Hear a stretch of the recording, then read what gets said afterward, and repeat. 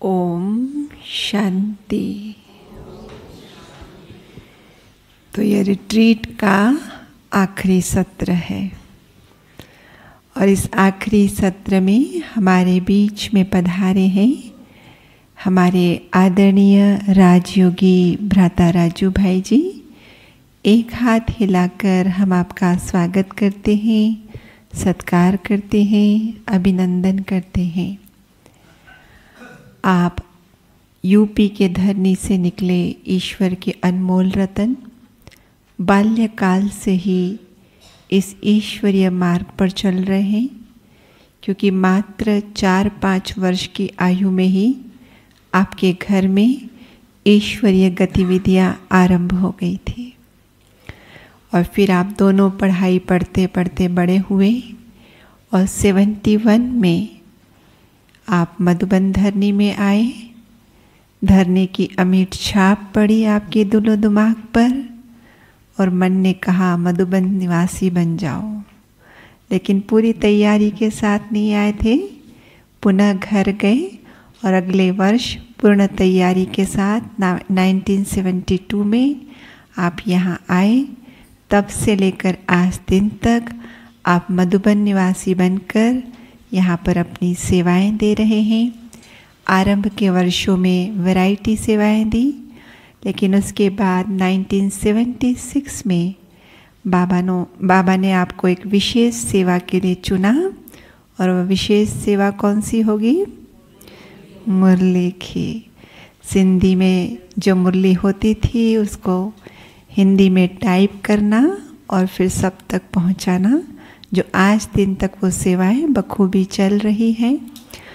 और उसके साथ साथ जो पत्र पुष्प भी आते हैं सेंटरों पर, जिसमें दादी की प्रेरणाएं, बाबा के इशारे, अव्यक्त इशारे और साथ साथ देश विदेश के सेवा समाचार होते हैं, वो भी आप ही कंपोज करके पोस्ट करते हैं।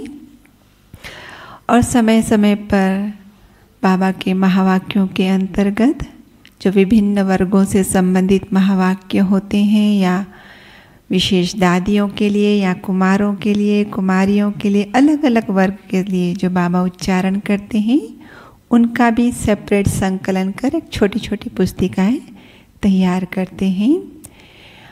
और इसके साथ साथ मधुबन के अंदर जो फोटोकॉपी डिपार्टमेंट है, स्टेशनरी है, ये सब भी आप ही देखते हैं। इतना ही नहीं, बाबा ने आपको दिव्य बुद्धि का वरदान दिया हुआ है, तो वैसे ही मुरली टाइप करते हैं, ऊपर से दिव्य बुद्धि का वरदान, तो सोचो बुद्धि में कितना खजाना होगा। तो वही खजाना लुटाने के लिए आप सेवा में सदा हाजिर रहते हैं। तो आज भी हमारे बीच में है, हमें इस विषय पर मार्गदर्शन देंगे कि हम बेहद की वैराग्य वृत्ति को कैसे डेवलप करें। तो हम सुनते हैं भ्राता जी से। आदरणीय भ्राता जी। ओम शांति। सभी ने बाबा के इस तपस्या भूमि में 3 दिन तपस्या का बहुत अच्छा आनंद लिया। 3 दिन अच्छी तपस्या की है ना। बाबा अपने बच्चों को समय प्रति समय विशेष अंतिम समय की सूचना देते हैं और उसके लिए हमारे संस्कारों में दिव्यता आ जाए। जैसा बाबा बनाना चाहते हैं ऐसा हम बन सकें, उसके लिए सबसे आवश्यक है अंदर की वैराग्य वृत्ति। जब तक कोई के अंदर वैराग्य नहीं आता तब तक परिवर्तन संभव नहीं है, त्याग भी संभव नहीं है। आप हम सब देखते हैं जिन्होंने अपनी राजाई का त्याग किया, घर गृहस्थ का त्याग किया, उसके पीछे वैराग्य था।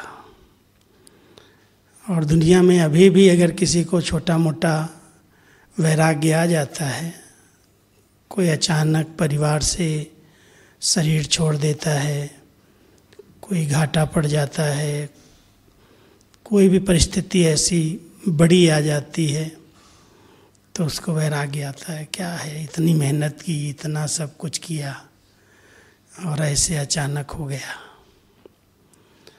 तो बाबा कहते हैं अभी तो इस बड़ी सारी दुनिया का बहुत बड़ा ऑपरेशन होने वाला है, इसलिए पहले से ही, समय के पहले ही अपने आप को परिवर्तन कर लो। अंदर से वैराग्य चाहिए, बेहद का वैराग्य चाहिए, दिखावे वाला नहीं। एक होता है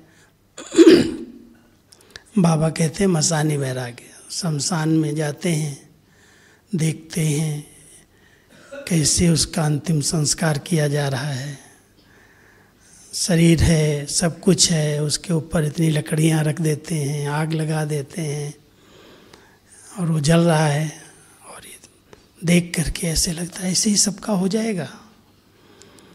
तो देख करके वैराग्य आ जाता है। तो बाबा कहता है कई बच्चों को ऐसा वैराग्य आता है कि जब ऐसी परिस्थिति देखते हैं तो सब बातों से उपराम हो जाते हैं, छोड़ो सब बातें, झंझट छोड़ो। लेकिन वहाँ से गए घर पर, बाज़ार में, मार्केट में देखा इतनी चहल पहल है, सब कोई भी परवाह नहीं कर रहे हैं, मौज मस्ती कर रहे हैं, जैसे अभी हो रहा है। आप देख रहे हो कि कुछ दिन पहले इतना पूरे देश और विदेश में हाहाकार था, घर से नहीं निकल सकते हैं, दरवाजे से बाहर नहीं जा सकते, और जब थोड़ा सा ठीक हुआ तो सब भूल गए क्या हुआ था। चारों तरफ से सब प्रकार की वही कारोबार, वैसा ही माहौल बन गया, घूमना फिरना, पिकनिक करना। अभी तो आप बाबा के घर में आए हैं, माउंट आबू का दृश्य देखो, बाहर लोग झरनों में नहा रहे हैं, घूम रहे हैं, पिकनिक कर रहे हैं, ना मास्क है, ना कोई सोशल डिस्टेंस है, जब कितनी सारी चेतावनियां हैं, दंड भी हैं, लेकिन बेपरवाह। वो मसानी वैराग्य आता है ना। मसानी आया, बहुत किसी के नज़दीक का कोई संबंधी अचानक चला गया और ऐसे समय पर गया जो देख भी नहीं सके, मिल भी नहीं सके, अंत समय में उसकी सेवा भी नहीं कर सके। तो देख करके लगता है ऐसे ही हो जाएगा, किसका कब हो जाएगा कुछ कह नहीं सकते। तो बहुतों को वैराग्य आया, लेकिन जो अंदर से सदाकाल का वैराग्य आना चाहिए अभी तक नहीं आया। कभी कभी हम गुलजार दादी जी के साथ एकांत में जब अकेले बैठते थे और अपने ब्राह्मण परिवार की कई ऐसी बातें, अलबेलेपन की, किसी न किसी विघ्न के अधीन कोई न कोई बातें सुनते थे, सुनाते थे दादी को, और पूछते थे दादी इसमें कब वैराग्य आएगा, कब ये परिवर्तन होंगे। तो कहती थी एक झटका लगने दो, झटका लगेगा तो अपने आप बदल जाएंगे। भगवान का कहना नहीं मानते हैं, लेकिन इनको समय बदल देगा।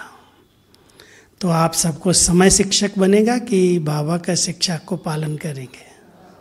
पक्का है? बाबा की शिक्षाओं को पालन करेंगे ना। तो क्या करना पड़ेगा? कोई भी प्रकार की आलस्य, अलबेलेपन, संस्कारों के अधीन होकर के नहीं रहना। इसलिए अगर बाबा के श्रीमत प्रमाण हमें संपन्न संपूर्ण बनना है तो बाबा कहता है बच्चे एवर रेडी हो जाओ। हर बात को जो विस्तार किया है उसको समेट लो, क्योंकि जब तक समेटोगे नहीं तब तक तो कहीं न कहीं फंसे रहोगे, तेरे में मेरे में। कई तो अपनी प्रवृत्तियों में, इतने बिजनेस में, परिवारों में इतने उलझे हुए रहते हैं जो उनको पता ही नहीं चलता है कि अब घर जाने का समय है, वापस घर चलना है, सब कुछ समेटना है, संस्कारों का शुद्धिकरण करना है, उसका टेंशन नहीं रखते। लेकिन ठीक है, सब चल रहे हैं, जब होगा तब देखा जाएगा। तो ये अलबेलापन, आलस्य, वैराग्य वृत्ति को जागृत होने नहीं देता। ब्रह्मा बाबा को एक धक से वैराग्य आया। इतना बड़ा बिजनेस, इतना नामाचार, इतना सब कुछ होते हुए भी जब देख लिया ये दुनिया इससे विनाश होने वाली है, साक्षात्कार किया था। अभी तो साक्षात देख रहे हैं, उस समय सिर्फ साक्षात्कार था, लेकिन इतना वैराग्य आ गया, अरे ऐसे सब चले जाएंगे, इससे विनाश हो जाएगा, छोड़ो सब। बस बाबा उपराम हो गए, न्यारे हो गए, सब बातों को समेट लिया। और खुद नहीं समेटा, लेकिन जो भी उनके आजू बाजू संबंधी थे, नज़दीक वाले थे, उनको भी सब समर्पित करा दिया। एक धक से वैराग्य आया, तब स्थापना हुई है। और केवल बिजनेस से वैराग्य नहीं आया, लेकिन जो कुछ करते थे भक्ति काल के अंदर, पूजा पाठ, भक्ति, लेन देन, इधर उधर के संबंध, शादी ब्याह, बहुत कुछ था पारिवारिक जीवन में, लेकिन एकदम धक से समर्पित हो गए। जो आज्ञा, शिव बाबा की जो आज्ञा, संकल्प नहीं किया। इसलिए एक बाबा की मुरली में कई बार आता है कि जो झाटकू होते हैं ना, एक धक से मरते हैं, उनका महाप्रसाद बनता है, और जो चिल्ला चिल्ला के मरता है उसको महाप्रसाद नहीं कहते। तो यहाँ भी कई ऐसे हैं, चल रहे हैं, ठीक है, सब जब आएगा तब देखा जाएगा। तो ये अलबेलापन, आलस्य हम सब के वैराग्य में बहुत बड़ी रुकावट डालता है। इसलिए हम वैराग्य के दो अर्थ करते हैं, एक वैर, दूसरा राग। ये दोनों चीज़ें वैराग्य वृत्ति में नहीं होनी चाहिए, क्योंकि अगर किसी से वैर होगा तो भी बार बार बुद्धि उधर आकर्षित होगी, खींचेगी। वही व्यक्ति अंदर अंदर मन के अंदर तूफान लाएगा, विचार चलाएगा।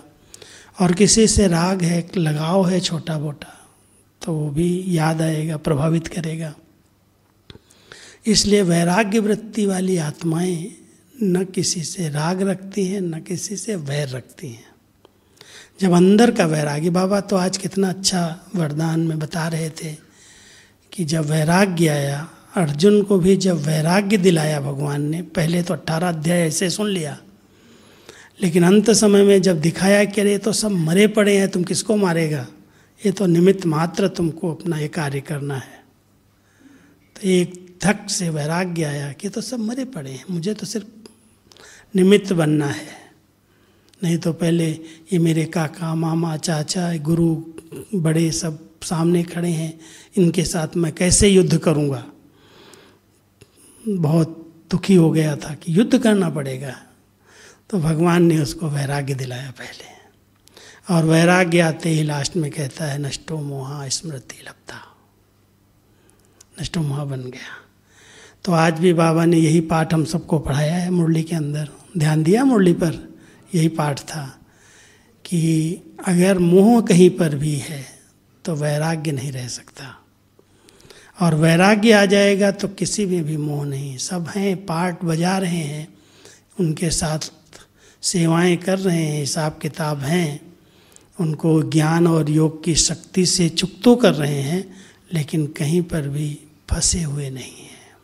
सेवा करें, लेकिन सेवा करते हुए भी कोई अधीन न बना दे या हम अधीन न बन जाएं। ये बहुत अटेंशन देने की बात है, क्योंकि बाबा ने इतना सब कुछ किया। वैराग्य आने के बाद ऐसे नहीं कहा मैं घर को नहीं संभालूंगा, परिवार को नहीं संभालूंगा। परिवार भी साथ रहा, इतना बड़ा और परिवार बढ़ता गया। लौकिक तो था ही, लौकिक को भी नहीं छोड़ा, और अलौकिक परिवार और वृद्धि को प्राप्त हो गया। सबकी इतने प्यार से पालना दी, सब प्रकार से संभाल की, लेकिन न कहीं फंसे, न किसी को फंसने दिया। और उसके लिए केवल एक अभ्यास किया, जो बाबा ने पहला पाठ पढ़ाया है कि ये सब आत्माएं हैं, हम आत्मा हैं, ये आत्मा है, इनको ये ड्रेस मिली है, ये पार्ट मिला है, और पार्ट के अनुसार ये अपने अपने रोल अदा कर रहे हैं, इसमें मुझे फंसना नहीं है। तो ज्ञान की शक्ति से इस ड्रामा के हर एक्टर को साक्षी होकर के देखा, तब उसमें कहीं भी अटके नहीं, न कोई उनके अंदर फंसा, न कहीं खुद फंसे, न्यारे और प्यारे होकर के रहे। तो अगर वैराग्य वृत्ति अंदर से आ जाती है कि बाबा ने जो श्रीमत दी है उस अनुसार हमें चलना है, सबके साथ भी रहना है, पार्ट भी बजाना है, संबंध भी निभाना है, लेकिन बहुत अच्छा बाबा का एक शब्द आता है मुरली के अंदर, तोड़ निभाना है। पहले बुद्धि से तोड़ देना है और फिर निभाना है। अगर बुद्धि से तोड़ा नहीं है तो निभा नहीं सकते यथार्थ रीति से। इसलिए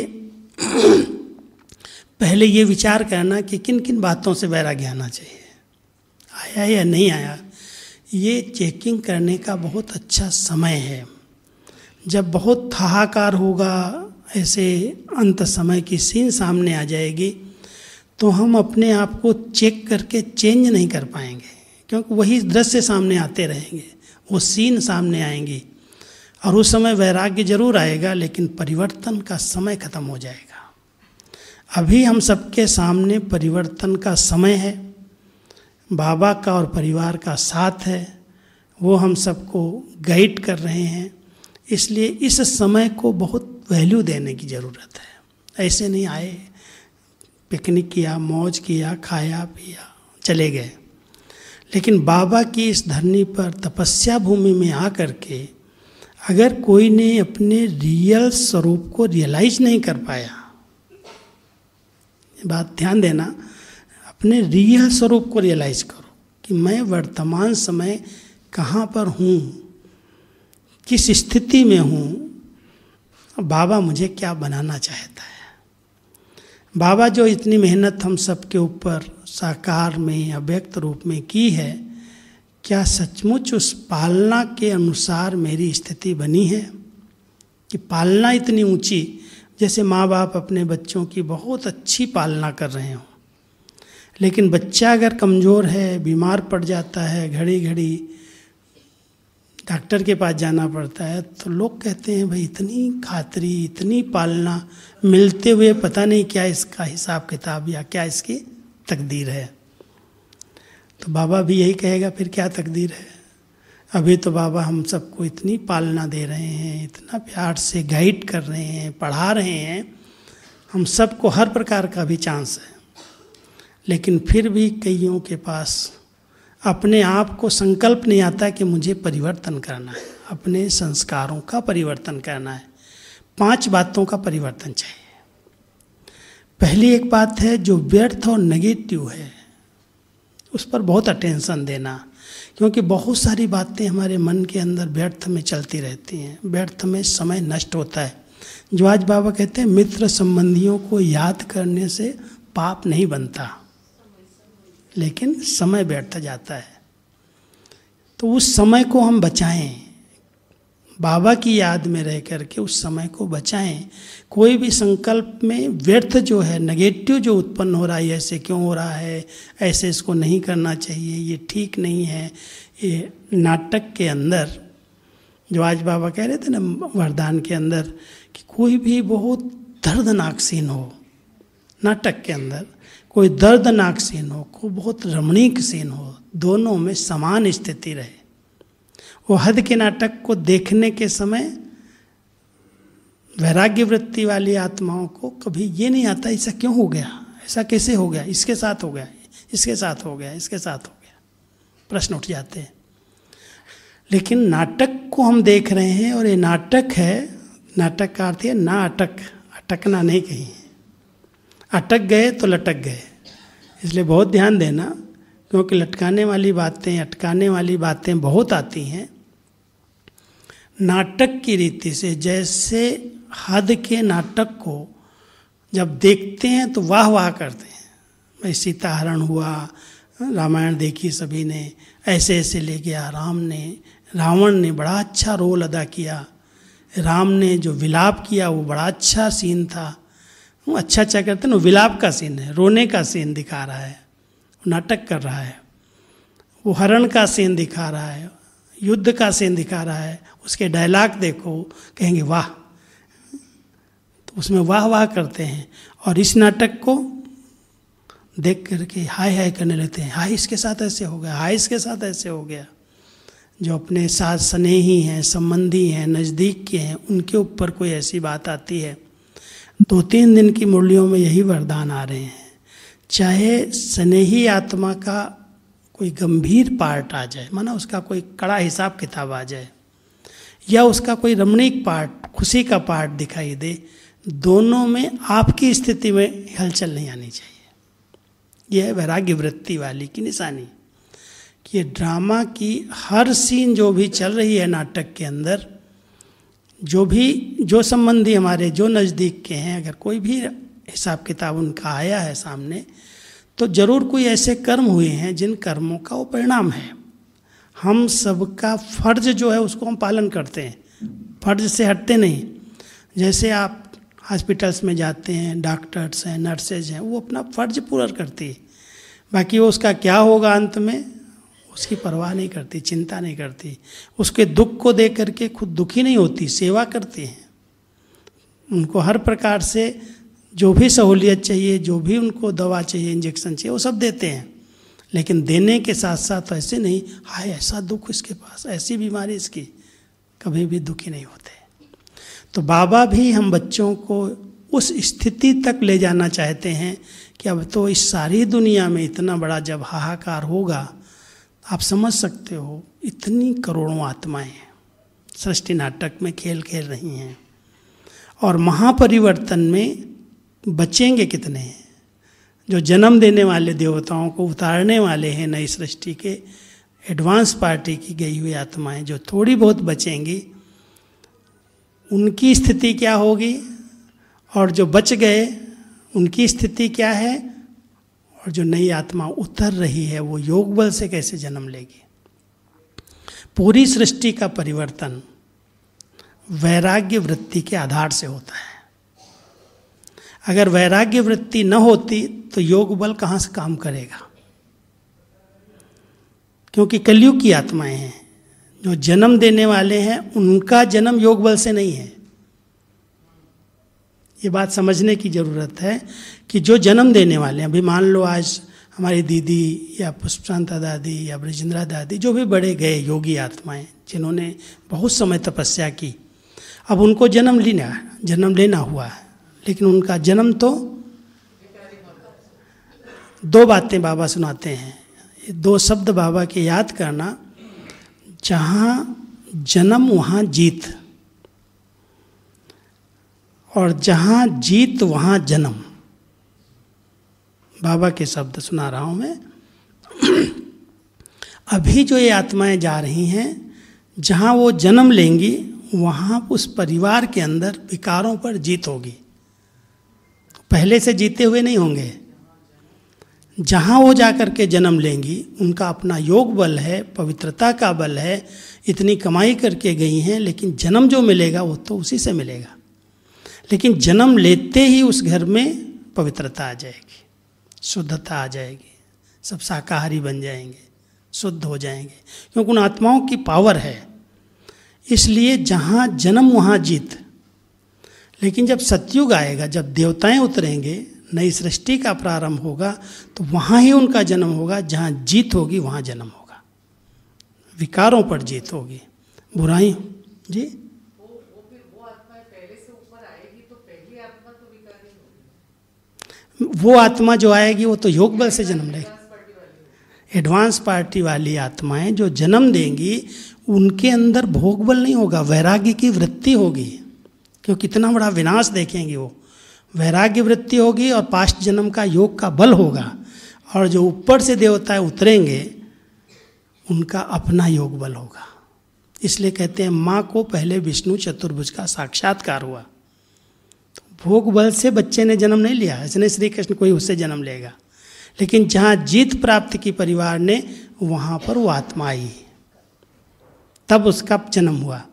तो ये वैराग्य की जो धरनी है, इस समय जब वैराग्य हम बच्चों में आएगा, तो जो हमारे कड़े संस्कार हैं, विकारी संस्कार हैं, जो हमारा व्यर्थ में समय जा रहा है, नेगेटिव बातों में समय जा रहा है, हम सब उसको वैराग्य के आधार से जीत सकते हैं। जब तक वैराग्य नहीं आएगा, देख रहे हैं क्या फर्क पड़ता है।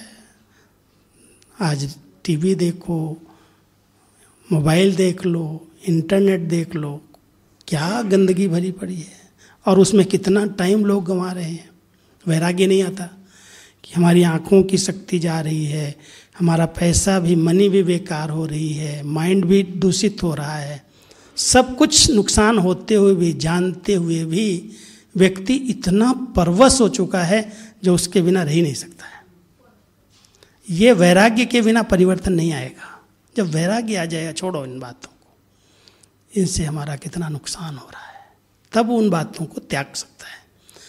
त्याग तभी होगा, इन विकारों का भी त्याग तभी होगा, पुराने संस्कारों का भी त्याग तभी होगा जब वैराग्य अंदर से होगा कि मुझे तो ये नुकसान देने वाली चीज़ें हैं और बाबा मुझे इतना प्यार से कह रहा, बच्चे जो चीज़ें आपकी स्थिति को डगमग करने वाली हैं, हलचल में लाने वाली हैं, उनका त्याग कर दो। सिखा रहा है लेकिन चल रहा है, सब कर रहे हैं, क्या फ़र्क पड़ता है, इसने भी किया, वो भी ऐसे करते, वो भी ऐसे करते। ये बाबा एक बार बहुत रमणीकता से मुरली चला रहे थे कि बच्चों की जो दूर वाली दृष्टि है ना, बहुत पावरफुल हो गई है और जो नज़दीक वाली दृष्टि है वो बहुत कमज़ोर हो गई है। इसलिए जब दूसरे को देखते हैं तो दूर दृष्टि में ये भी ऐसे करता, वो भी ऐसे करता, वो भी ऐसे करता, लेकिन मैं क्या कर रहा हूँ, वो नज़दीक वाली दृष्टि बहुत कमज़ोर है, दिखाई नहीं देता। इसलिए अभी आवश्यकता है कि हम सब पहले व्यर्थ और नेगेटिव को जीतें, फिर जहाँ जहाँ भी हमारा देह में, देह के संबंधों में, भाव स्वभाव में, भावनाओं में आकर्षण है, खिंचाव है, उस खिंचाव पर ध्यान देने की ज़रूरत है। अगर आत्मिक स्थिति का हमने अभ्यास नहीं किया है तो हम इस देह भान को गला नहीं सकते। कहते पांडव पहाड़ों पर गल गए, वो ऐसी हिंसा थोड़ी करेंगे जो गल जाएंगे शरीर से ही। बाबा कहते हैं आप पांडव प्रीत बुद्धि मेरे बच्चे इस देह भान से गल जाओ, इसको गलाओ, मैं आत्मा हूँ, मैं आत्मा हूँ, मैं आत्मा हूँ। इस पाठ को पक्का कर लो तो ये जो दूसरी बात है जिससे वैराग्य आना चाहिए, पाठ बजा रहे हैं, शरीर से सेवाएं ले रहे हैं, शरीर से कर्म कर रहे हैं, लेकिन कोई भी संबंध मुझ आत्मा को अपनी तरफ बांध नहीं सकता है। सब पार्ट प्ले कर रहे हैं, लेकिन एक बहुत अच्छा बैलेंस जो शिव बाबा ने करके सिखाया है, न्यारे और प्यारेपन का। प्यार देने के लिए प्यार का सागर है, देखा है शिव बाबा के पार्ट को, प्यार का सागर है। आता है, मुरली सुनाता है, बच्चों के साथ बहलता है, लेन देन टोली खिलाता है, दृष्टि देता है, लेकिन न्यारा होता था एक सेकंड में। कितना भी गीत गाओ, कितना भी बैठ करके बातें करो, जाना है तो एक सेकंड में चला जाता है। बैलेंस है न्यारे और प्यारेपन का।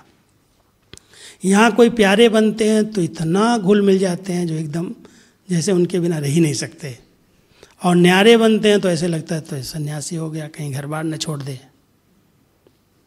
बहुत बैलेंस चाहिए। जहाँ बैलेंस आ जाएगा न्यारे और प्यारेपन का, परमार्थ और व्यवहार का, कर्म और योग का, वहाँ पर आपको ब्लेसिंग्स मिलना शुरू हो जाएंगे, सबकी ब्लेसिंग्स मिलेंगे। इसलिए बाबा ने हम सबको बैलेंस से चलना सिखाया परिवार के अंदर। तो दूसरी बात जिससे वैराग्य चाहिए वो देह की आकर्षण से वैराग्य चाहिए, कर्मेंद्रियों की जो खिंचावट है, उत्तेजनाएं हैं, उनसे वैराग्य चाहिए। और तीसरी बात है संग्रह वृत्ति। बहुत सारी बातों को, चीज़ों को इकट्ठा कर रहे हैं। कल मैं रमणीकता से एक जगह कह रहा था क्लास में, हमने कहा ऐसी संग्रह वृत्ति की आदत बन गई है जो अपनी उम्र का 5 साल, 6 साल, 10 साल कितना जिएंगे उतना पता नहीं है, लेकिन सामग्री 100 साल की भरी हुई है। कौन ले जाएगा, कौन खाएगा, किसके लिए सब कर रहे हैं, और उसके लिए हेरा फेरी, झूठ, चोरी, ठगी, सब कुछ हो रहा है। लेकिन ये नहीं आता है किस लिए, किसके लिए कर रहा हूँ मैं, क्या होगा आगे चल कर। लेकिन जब तक वैराग्य नहीं आएगा तब तक वही धंधा चलता रहेगा। इसलिए घर को गोदाम नहीं बनाना है। घर तो छोटे छोटे हैं आप सबके, लेकिन कहीं इतनी जाएंगे मार्केट के अंदर, मॉल में गए, ये भी बहुत अच्छा है, ये भी बहुत सस्ता है, ये भी बहुत अच्छा है, ये भी ले लो, ये भी ले लो, ये भी ले लो। आवश्यकता नहीं है, लेकिन देख लिया ये चीज़ अच्छी है, ये चीज़ अच्छी है, और फिर जब इकट्ठा कर लिया घर के अंदर तो जगह भी गई, जगह भी बची नहीं, और फिर पड़ा हुआ सामान 6 माह 1 साल तक यूज नहीं कर रहे हैं। वैराग्य नहीं है ना अंदर से कि किस लिए चाहिए। 2 रोटी तो भगवान खिलाएगा अंत तक, वो तो वायदा है उसका, लेकिन संग्रह करने की जो आदत बनी हुई है उसके लिए पैसे का दुरुपयोग हो रहा है। चाहे जितना कमा के जितना लेके जाओ, मॉल के अंदर सब खत्म करके आए। बाबा कहते हैं इसको बचाओ, ये बहुत बड़ी अमानत है। इसलिए ब्रह्मा बाबा ने वैराग्य वृत्ति के साथ एक बहुत सुंदर शब्द यूज किया, समर्पण होने के साथ ट्रस्टी बन करके रहो।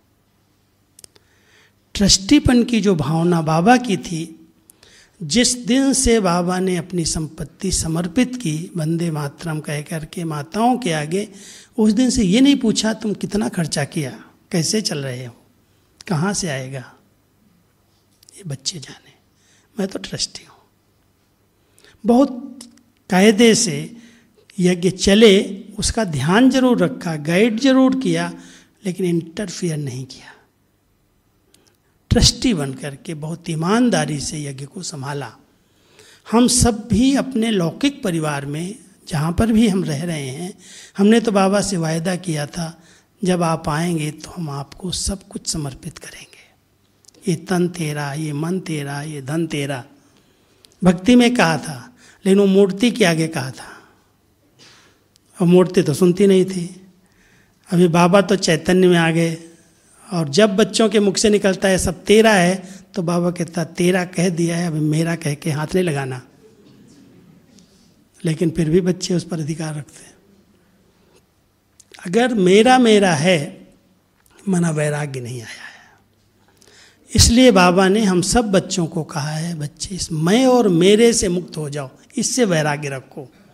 जहाँ पर भी मैं आता है ना, मैं करता हूँ, मैंने किया है, मुझे करना है, ये मैं और मेरा बहुत बड़ा बंधन है। जब तक हमें इस बात से वैराग्य नहीं आएगा, ये चौथा वैराग्य बता रहा हूँ आपको, मैं और मेरे पन से पूरा वैराग्य आ जाए कि ये सब कुछ बाबा का है, बाबा ने दिया है, मुझे संभालना है, मैं तो ट्रस्टी हूँ, मैं ईमानदार बन करके इसको अच्छी तरह से संभालूँ, एक पैसे का भी हेरा फेरी नुकसान न हो। ये सब प्रभु अमानत है। लौकिक में अगर परिवार हैं, बाबा ने कहा है इस सेवा के लिए आपको संबंध मिले हैं, इनकी सेवा जरूर करो, बंधन नहीं बनाओ, बंधन मुक्त बन करके सेवा करो। तो बाबा ने जो हम सबको श्रीमत दी है, संस्कारों से वैराग्य, पुराने संस्कार जो मुझे परेशान कर रहे हैं, पुराने संस्कारों के कारण कई प्रकार के विकर्म हो रहे हैं इंद्रियों से, कर्म इंद्रियों से, उन पुराने संस्कारों से वैराग्य, मैं और मेरेपन से वैराग्य, साधन और सुविधाओं की संग्रह वृत्ति से वैराग्य, व्यर्थ और नेगेटिव से वैराग्य, देह और देह के संबंधों में जो बंधन है उससे वैराग्य। जब वैराग्य अंदर से आ जाएगा तो सबके साथ रहते हुए भी बैलेंस बना रहेगा कि इनको संभालने के लिए बाबा ने मुझे कहा है, पार्ट बजाने के लिए मुझे छुट्टी दी है, लेकिन ये मेरे नहीं है, ये बाबा ने मुझे सेवा के लिए यहाँ रखा है। अब ये अंदर से जागृति आनी चाहिए। ये बाबा की पढ़ाई का मूल सार है। अगर हम बाबा के बच्चे बने हैं तो आंतरिक स्थिति में एक तरफ ट्रस्टीपन की भावना, दूसरी तरफ अनासक्त वृत्ति, अनासक्त, कहीं पर भी कोई चीज़ें आकर्षित न करें, आकर्षण में हम न फंस जाएं, क्योंकि आकर्षित करने वाली माया तो ऐसी है जिसको बाबा कहते हैं, जब बाबा एक स्वर्ग बनाने आता है तो माया अपना एक नया स्वर्ग खड़ा कर देती है, पता ही नहीं चलता ये बंधन है, ये बंधा अपने में बांध लेगा, उसी तरह का रूप रंग खड़ा कर देती है, और आत्माएं उस मृग तृष्णा के पीछे जैसे फंस जाती हैं, सोनी हिरण के पीछे फंस जाती है। तो बाबा हम सबको कहते हैं, जब वैराग्य वृत्ति होती है तो अंदर से एक ट्रस्टीपन की भावना आ जाती, वृत्तियों में अनासक्त वृत्ति, कोई चीज़ मुझे आकर्षित न करे।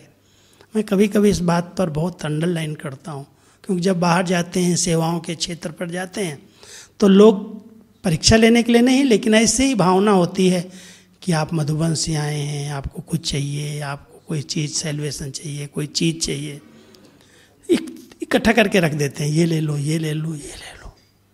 और बाबा भी कई बार ऐसी परीक्षाएं लेते थे, देखते थे इनकी वृत्तियों में आसक्तियाँ तो नहीं हैं, क्या चाहिए इनको, किस लिए चाहिए।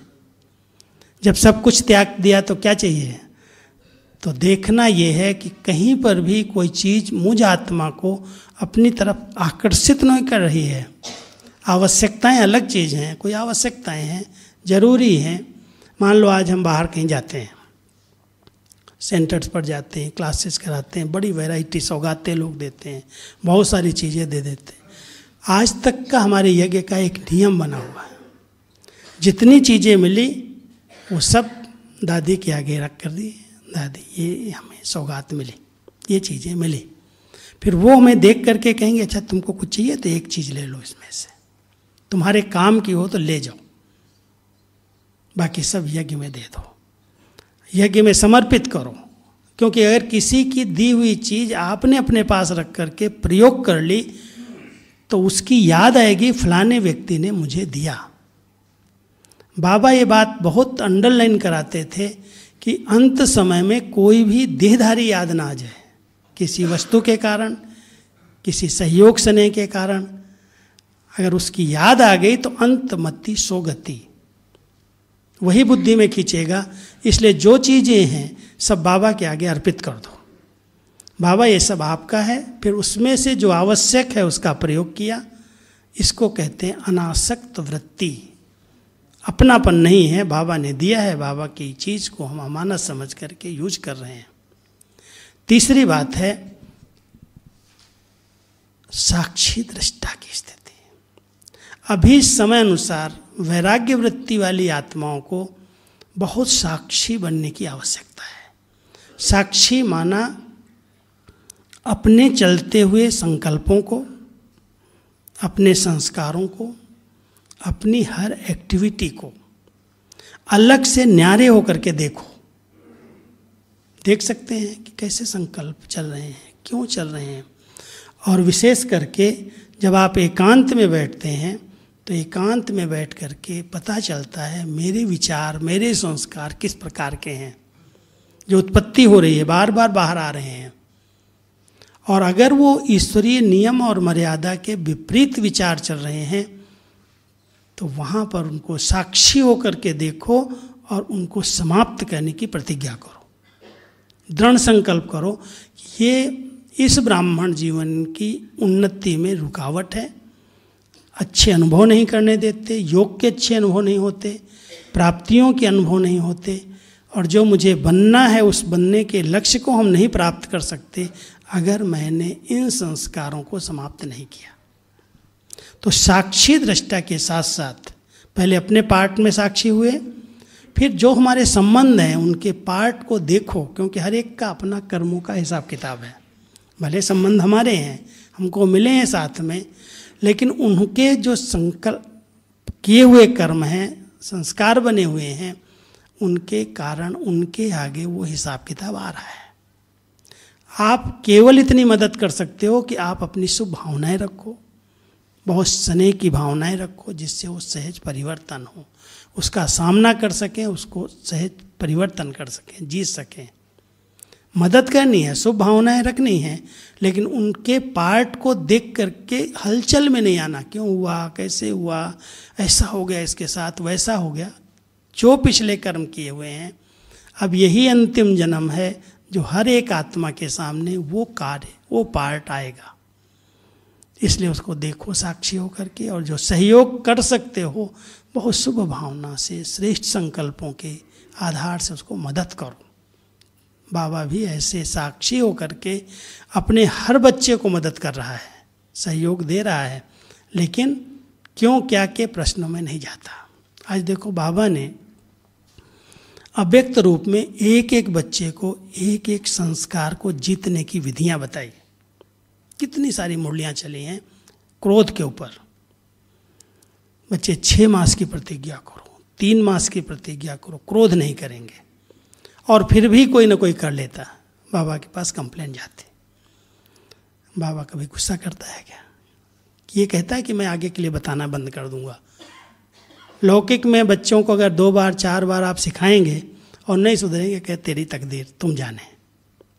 लेकिन बाबा ने अंत तक हम सब बच्चों को होमवर्क दिए, गाइड किया, सब प्रकार की शिक्षाएं दी, और अगर वो कोई नहीं सुधार सकता है तो साक्षी हो जाता है। अब उसकी तकदीर वो जाने। अब साक्षी होने का समय अब आ गया। इतने साल तक बाबा ने 48 साल अव्यक्त रूप में बच्चों को खूब सिखाया, खूब पढ़ाया, हर प्रकार की ट्रेनिंग दी। अब साक्षी हो गया है, सतगुरु होकर के देखेगा अभी क्या कर रहे हैं बच्चे, कितना इन्होंने बाबा की पढ़ाई को अपने स्वरूप में लाया है। अब देखने का समय आ गया, अब बताने का समय खत्म हो गया। फिर भी अगर वैराग्य नहीं आ रहा है, अलबेलेपन में हम चल रहे हैं, तो बाबा कहेगा इसकी तकदीर ये जाने। तो अभी हम सबको बहुत एकांत में बैठ करके अपने आप को रियल को रियलाइज करना है। मैं जो हूँ, जैसा हूँ, और मुझे जैसा बनना है। अगर मुझे फरिश्ता बनना है, हमारा लक्ष्य है ब्राह्मण जीवन का, ब्राह्मण सो फरिश्ता सो देवता, क्या मैं उस फरिश्ते स्थिति को प्राप्त करने के लिए सब कुछ बाबा के अर्पित करके डबल लाइट स्टेज में रहता हूँ, या कई प्रकार के बोझ हैं अभी तक, चिंतन है, ये हुआ, ऐसे हो रहा है, वैसे हो रहा है।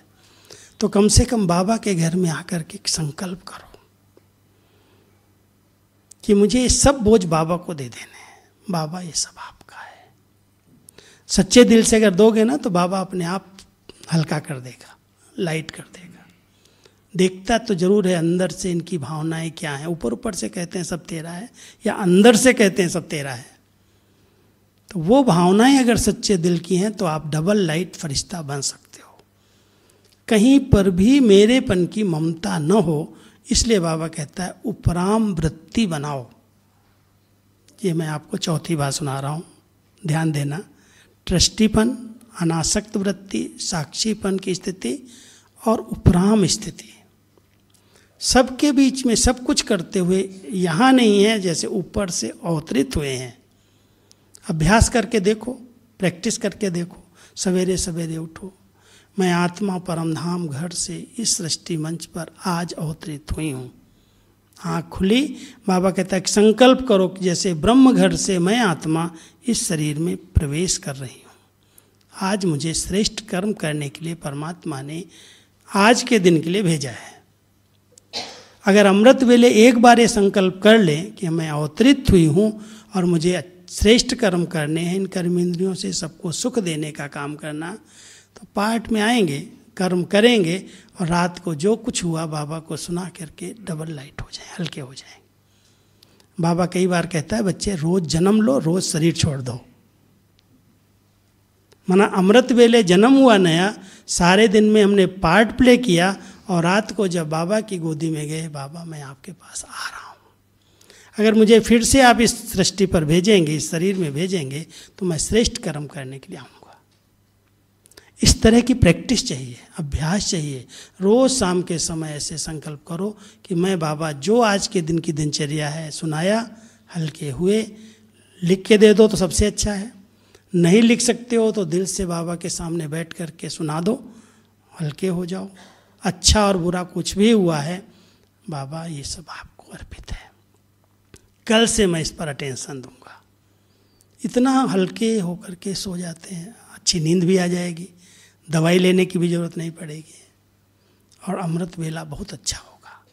इसलिए जो लक्ष्य है, उस लक्ष्य की प्राप्ति के लिए वृत्तियों से उपराम चाहिए। कहीं पर भी वृत्तियाँ फंसी हुई ना हो, अटकी हुई ना हो। ऊपर से आए हैं, ऊपर जाना है। हमारी दीदी जी का एक स्लोगन याद रखना, जब दीदी जी को अव्यक्त होना था, सबको यही पाठ पढ़ाया, अब घर जाना है, अब घर जाना। कभी हम लोग जाते थे, कोई कार्य के लिए गए, कोई बात पूछ रहे हैं, छोड़ो इन बातों को, अब घर जाना है, अब घर जाना है। यह है वैराग्य वृत्ति।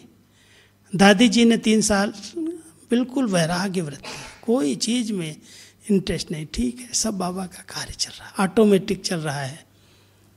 इतना बड़ा यज्ञ है, इतने सब बाबा के बच्चे हैं, आ रहे हैं, रिफ्रेश हो रहे हैं। जानकी दादी को देखा, देखती थी, कभी कभी कहती थी अरे ये तो प्रभु लीला चल रही है, प्रभु लीला चल रही है। इतना न्यारी प्यारी, देखते हुए भी जैसे कोई इंटरफियर नहीं, बहुत अच्छा सब चल रहा है। कोई भी प्रकार का प्रश्न नहीं उठाया कि ऐसा क्यों हो रहा है, ऐसा नहीं होना चाहिए। अपनी शुभ वृत्तियों का दान किया, शुभ संकल्पों से वायुमंडल को शक्तिशाली बनाया, लेकिन क्या क्यों के प्रश्नों में नहीं गई, उपराम वृत्ति रही। उस उपराम वृत्ति ने उन आत्माओं को कर्मातीत बना दिया। तो हमारी दादियों ने एग्जाम्पल बन करके हम सबके सामने रखा, खुद करके सिखाया है कि ऐसे ऐसे सब कार्य करते हुए भी कोई खिंचाव नहीं, कोई लगाव नहीं, कोई झुकाव नहीं, कोई प्रभाव नहीं, सब बातों से अलग। कैसे यज्ञ चलेगा, क्या होगा, कैसे होगा, सब बाबा करने वाला है। बाबा बैठा है, उसका यज्ञ है, उसके बच्चे हैं। आजकल की आत्माएं पता क्या प्रश्न करती हैं, बाबा चले गए, सब दादियाँ चली गई, अब कैसे चलेगा, क्या होगा, जैसे सारी जवाबदारी इन्हीं को बाबा दे के गए। बाबा कहता मैं कहाँ गया हूँ, मेरा यज्ञ है, स्थापना का कार्य संपन्न नहीं हुआ है, मुझे इसको पूरा करना है, कैसे भी करूँगा, लेकिन आप बच्चे तैयार हो जाओ। जब वो हम सबके बीच में हाजिरा हजूर है, अपने बच्चों की ऊंची स्थिति अगर बनती गई है तो उनके द्वारा बाबा अपना कार्य करा लेगा।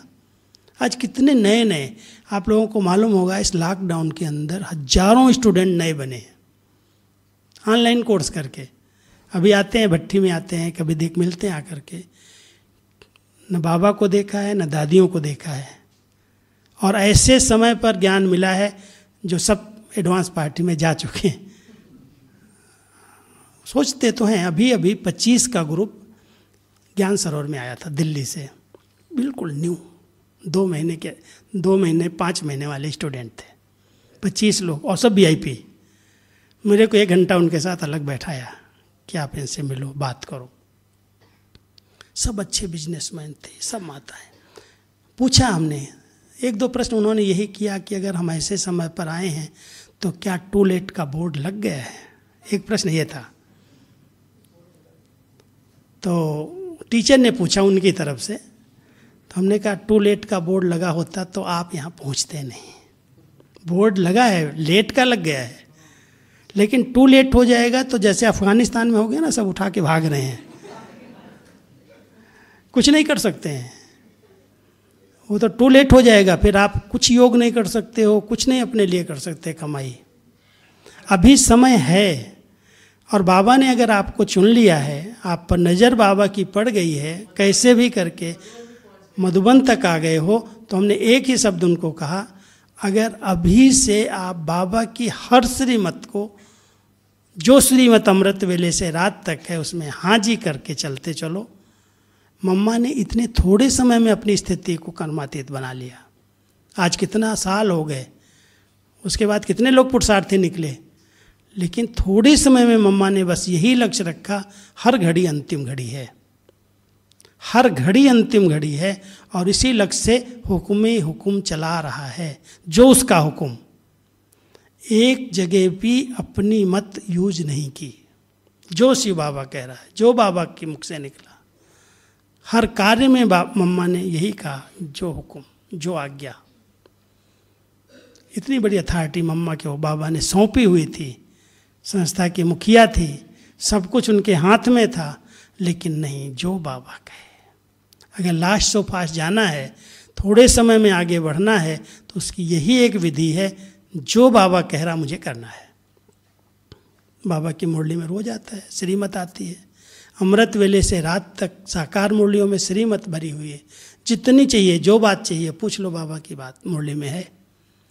किसी आत्माओं की बातों में जाने की, उलझने की जरूरत नहीं। कई उलझ रहे हैं, फलाने भाई ये कहते, फलानी बहन ये कहती है, बाबा क्या कहता है।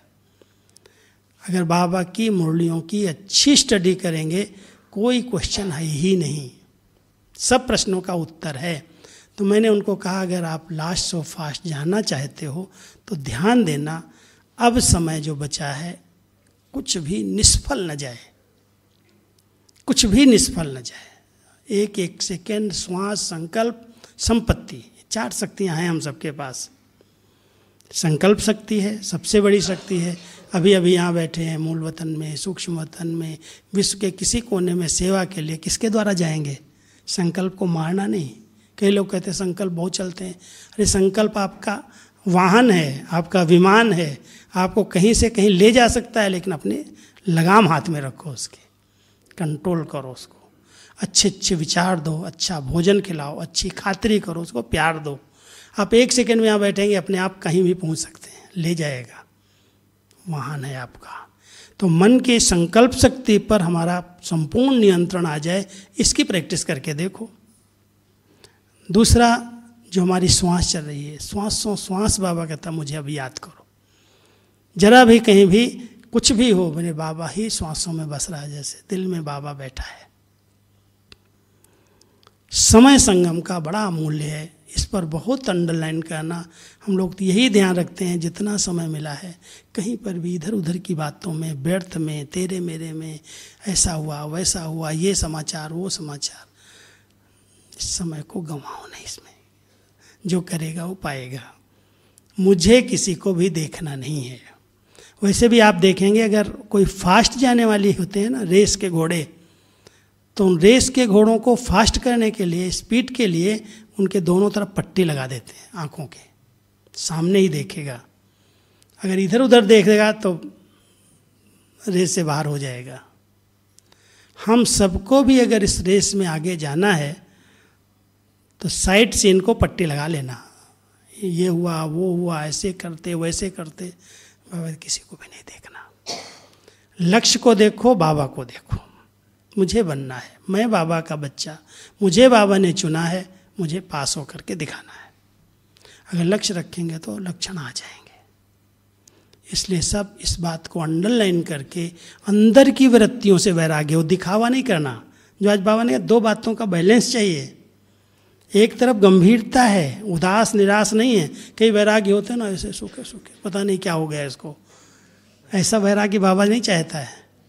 गंभीरता है अंदर, लेकिन रमणीकता भी है। हंसना है, बहलना है, सबके साथ रहना है, खाना पीना है, उसके लिए मना नहीं है बाबा की, लेकिन अंदर की स्थिति जो है बहुत गंभीर है, उसमें हलचल नहीं है। बाह्य रूप में रमणीकता है।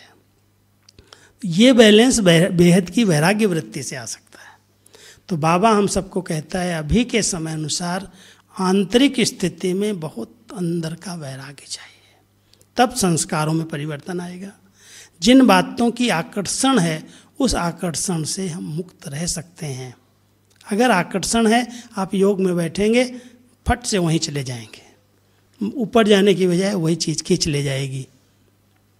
तो इसलिए संगम का ये समय बड़ा अमूल्य है। बाबा अपने बच्चों को बार बार कहते हैं, बच्चे जितनी समय की घड़ियाँ बची हैं, इन घड़ियों को सफल करो। संपत्ति है, ऐसे नहीं ऐसे सब नष्ट हो जाए। जो कुछ है बाबा के कार्य में कहीं ना कहीं अच्छे कार्य में सफल हो, उसका कई गुना रिटर्न देने के लिए भगवान को बंध जाना पड़े। समझ चाहिए, कोई कहे ऐसा करो, कह के कराएगा तो उसका भाग्य नहीं बनेगा। अंदर से आना चाहिए कि ऐसे ही नहीं ये व्यर्थ चली जाए, जितना है जरूरी है यूज कर रहे हैं, लेकिन अगर एक्स्ट्रा है बाबा के कार्य में कहीं लग जाएगा तो उसका कई गुना रिटर्न बाबा देगा, बंध जाएगा। उस संपत्ति को भी यथार्थ रीति से समय पर सफल कर लिया जाए, ताकि कोई भी चीज़ अंत समय में याद ना आए। इतनी तैयारी हो। दादी जी की 2 बातें मुझे बहुत याद रहती हैं। जानकी दादी की 2 बातें ध्यान रखती थी। कहती थी कोई भी मुझे यज्ञ के लिए लिफाफा दे के जाता है तो मैं सोचती हूँ कहीं ये लिफाफा रात को मैं अलमारी में न रख दूँ और मेरी सांस निकल जाए, और सवेरे लोग मेरी अलमारी चेक करें, कहें दादी की अलमारी में पैसा रखा था या सोना रखा था, ये मेरी इज्जत चली जाएगी। ये दादी के शब्द, मेरी इज्जत चली जाएगी।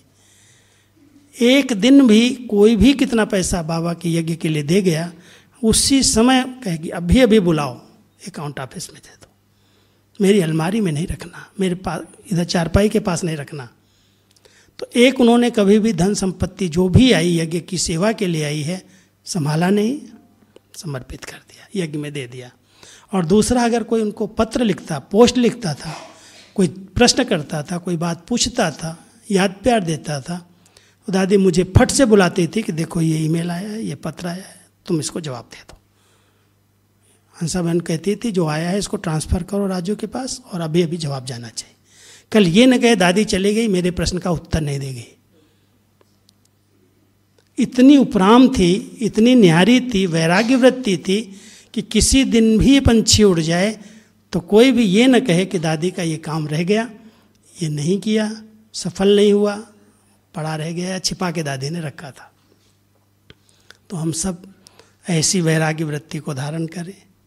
न कुछ लेके आए थे, न कुछ लेके जाना है, सब जानते हैं, लेकिन फिर भी कहीं न कहीं लटके अटके फंसे हुए हैं। जब वैराग्य वृत्ति आएगी तो ये सब सफल हो जाए, सब श्रेष्ठ कार्य में सफल होना माना श्रेष्ठ कार्य में लग जाए। जो बाबा स्थापना का कार्य कर रहे हैं, जो नई दुनिया बना रहे हैं, उसमें हमारा सफल हो जाए। बहुत निड संकल्प बन करके उसमें सफल कर लो, संकल्प नहीं चलाओ सफल होगा या नहीं होगा, आपका हुआ, बाबा अपने आप उसको सफल कर देगा। तो सब बाबा के बच्चों को वैराग्य वृत्ति के आधार से स्वयं के संस्कारों को दिव्य बनाना है, अलौकिक बनाना है और अपनी बहुत ऊंची न्यारी प्यारी स्थिति में स्थित रहना। कुछ भी हो, कहो बाबा मैं तो तैयार हूँ, आपको जो करना है सृष्टि परिवर्तन के लिए आप करो, मेरे कारण आप रुको नहीं, मैं तैयार हूँ। तो सब कुछ समेट करके न्यारे प्यारे बन करके उपराम रह करके बैलेंस से चल करके ऐसी श्रेष्ठ जीवन बनाना। तो मैं समझता हूँ भट्टी से ये सब संकल्प करके जाएंगे। आज लास्ट दिन है तो आप सब ने जरूर तपस्या की होगी और अभी भी कुछ रह गया हो तो बाबा के कमरे में बैठ करके लिख करके बाबा को अर्पित कर देना। ठीक है, ओके, ओम शांति।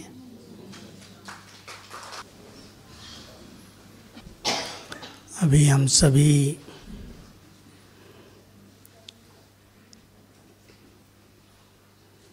अपने भ्रकुटी आसन पर बैठकर बहुत प्यार से बाबा का आवाहन करो। बाबा कई बार कहते हैं, बच्चे तुम मास्टर त्रिमूर्ति हो। जैसे शिव बाबा को त्रिमूर्ति कहते हैं 3 कर्तव्यों के आधार से, ऐसे ही आप बच्चे भी मास्टर त्रिमूर्ति हो।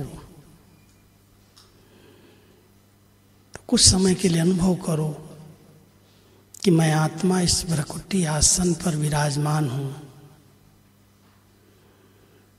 बाप और दादा,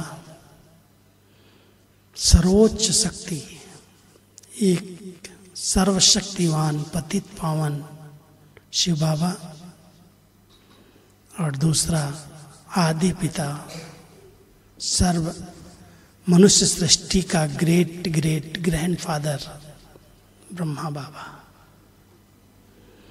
दोनों ही मुझ आत्मा के साथ कंबाइंड हैं। सब अपने इस भ्रकुटी आसन पर बैठकर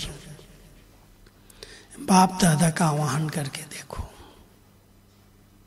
उनकी शक्तियों का, उनके सानिध्य का, उनके पवित्र वाइब्रेशंस मुझ आत्मा को भी समान बना रहे हैं। ऐसी समान स्थिति में बैठकर उस स्वरूप में स्थित हो जाओ।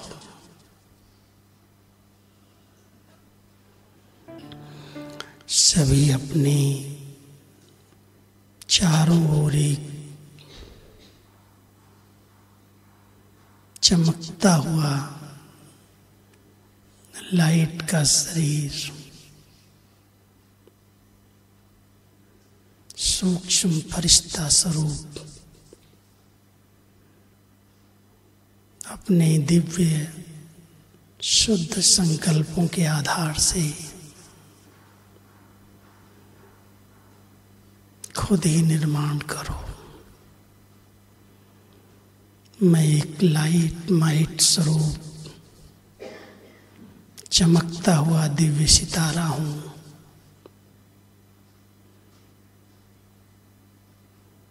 मेरे चारों ओर प्रकाश का आभा मंडल है।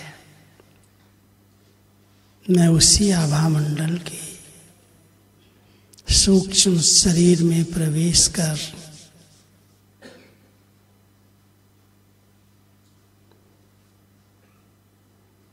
अव्यक्त वतन में बाबा के समीप फरिश्तों की दुनिया में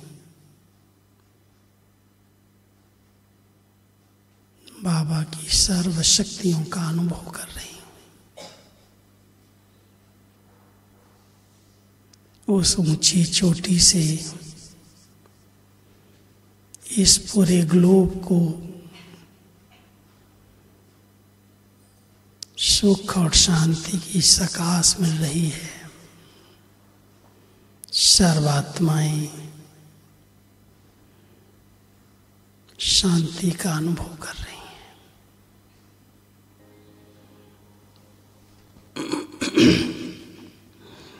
सभी अपने मूल वतन में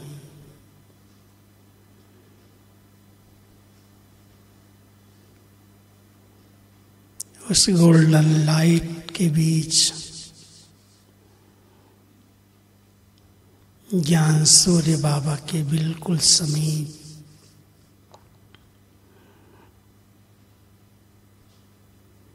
निराकारी स्थिति का अनुभव करो। उस स्वीट होम में जहाँ स्वयं सर्वशक्तिवान ज्योति पुंज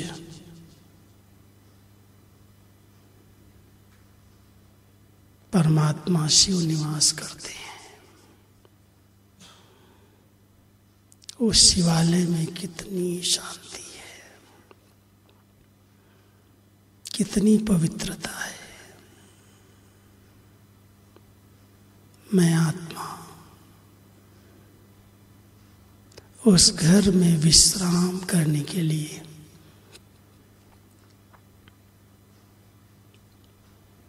सब संकल्पों को समेटकर अपने लाइट स्वरूप में स्थित होकर असीम शांति का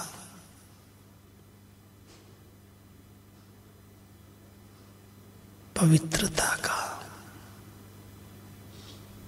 अनुभव कर रही हूं।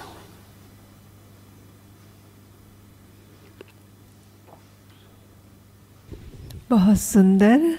1.5 घंटे तक राजू भाई जी के सानिध्य में बैठकर बेहद की वैराग्य वृत्ति कैसे डेवलप करे इसको समझा और पावरफुल योग भी किया। एक हाथ हिलाकर भ्राता जी को धन्यवाद करते हैं, शुक्रिया करते हैं, आभार मानते हैं।